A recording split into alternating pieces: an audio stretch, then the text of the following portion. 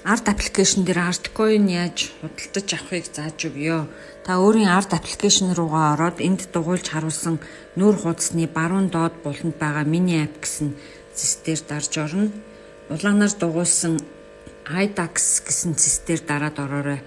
Дээд хэсэгт байгаа улаанаар дугуйсан авах гэдэг дээр дараад орно. Мөнгө шилжүүлэх дансаар таны ардын дансны мэдээлэл орсон байна. Иймд та энэ дансаа цэнэглэж мөнгө хийх хэрэгтэй шүү. Арткойн авах гэсний доор төлөх дүн буюу хэдэн төгрөгөөр авах дүнгээ оруулнаа.